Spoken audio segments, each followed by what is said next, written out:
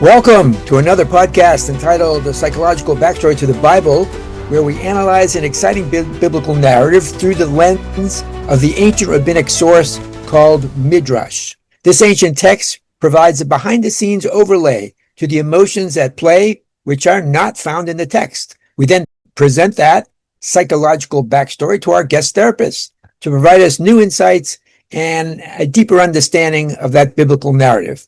We want to welcome our returning guest therapist today, Yitzi Horowitz. Hi, Yitzi. Hello. Good to be back with you, Yoni. Great, likewise. So, as usual, I'm going to start out with the biblical narrative and the ancient rabbinic text, the Midrash, and then we'll turn it to you. So, here's some background.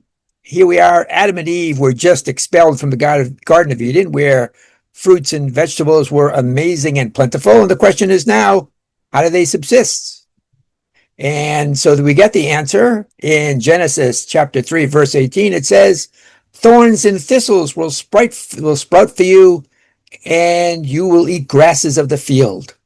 And the very next verse, 19, says, "By the sweat of your brow shall you eat bread." So what's going on here? First it's thorns and thistles, and then all of a sudden they're eating bread. So this ancient rabbinic text, the Midrash, says that when Adam and Eve first got the news that they'd have to eat grasses, they were distraught. They said to God, "Am I to be tied to a trough like an animal?" To which God replied, "By the sweat of your brow shall you eat bread." So according to the Midrash, God knew that the expulsion from the Garden of Eden was traumatic and wanted to restore their dignity. That's why God first offered them to eat grasses, knowing full well that they would be humiliated. But God did so in order to provide a solution that would take more work and be far more difficult, but raise their dignity above the animal world, namely the real world, where you have to bake bread, a multi-step process, meaning you have to work for a living. So, Yitzi, we now turn to you. If you could please analyze this through the eyes of a therapist and tell us what's going on here, what psychological methods was God employing, however you're moved by this piece, we'd love to hear it. Thank you. I want to actually thank you for bringing my attention to this teaching, because there's I think quite a number of different angles of profundity to it. There's something going on here of the creation of what it means, what human consciousness is. And so man's reply to God by saying, "Am I going to be tied to the trough and eat only that which grows in the ground," is a nod to impulse. It's a nod to saying, kind of being tied down to animalistic-like instincts, behaviors, impulses, which in and of itself is not a bad thing, but to be tied to it has this implication of not having any choice, not having any free will.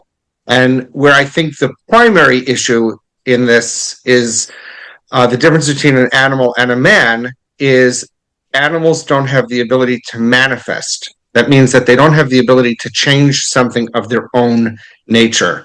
And I think the primary word here is dignity, as you said. Dignity has two different implications, both Eastern and Western philosophies. In the Eastern world, being is primarily the place where we would find dignity, people returning to a state of being, meditative states of inner nurturance and coming back to oneself and a rediscovery of one's own latent potential. And then more of a Western view of dignity, which would be work, which would be expression, which would be more of an extroverted focus. But there's something here in this Midrash that teaches us about human consciousness, which is the ability to develop both a transformative agent in the world, but also a transformative agent within. That man is able to say to God, "I don't want to remain in a state where I am just led by my impulses." And God's response is, "I'm going to do two things. I'm going to give you the ability to work and change my world. And I'm also going to give you the ability to, through changing my world, the ability to change yourself. Right. So that was amazing. We are now seeing a whole different story in these innocent verses, which, kind of are begging for richness, and we appreciate that. There's one thing I want to ask you.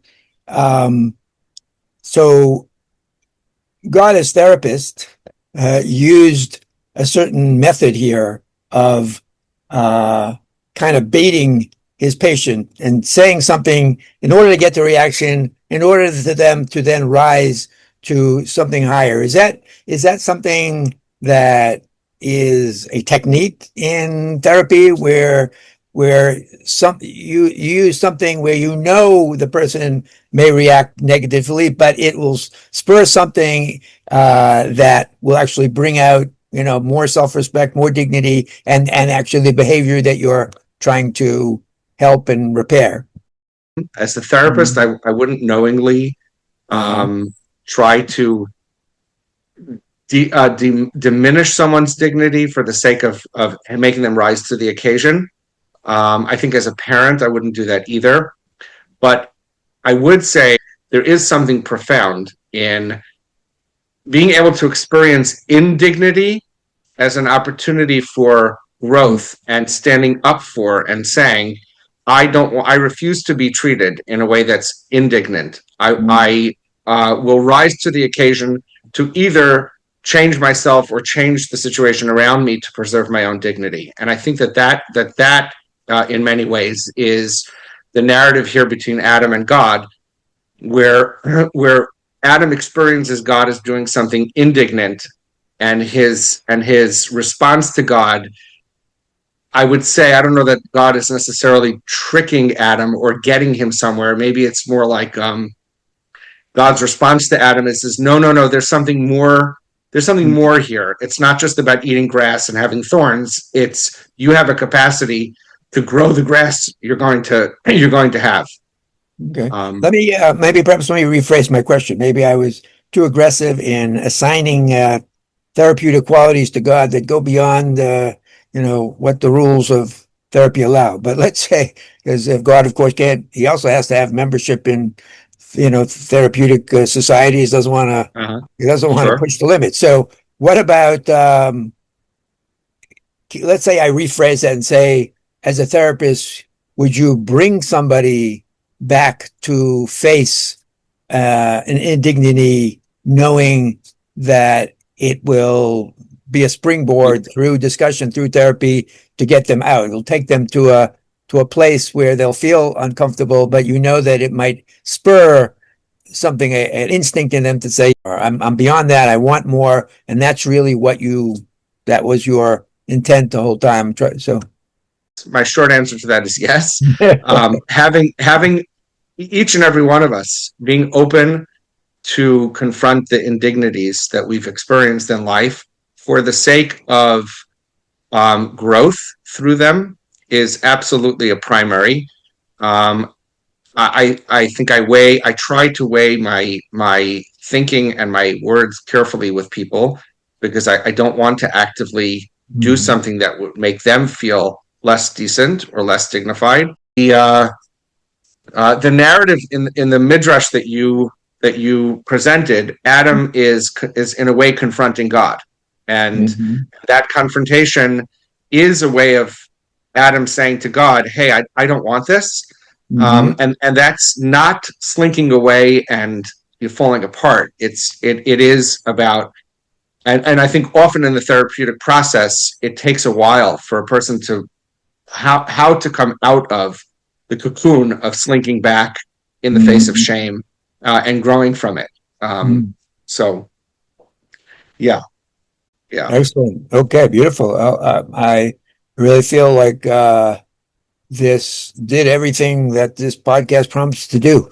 It took a kind of two verses that it wouldn't really bother you why we talk about thorns and thistles, and suddenly we're talking about bread, and we've lifted it and we've all of a sudden infused it with some real life drama that were putting Adam on a journey from a very vulnerable place, being, as we said, the trauma, being expelled Garden of Eden and getting their footing. So thank you very much again. And this was, our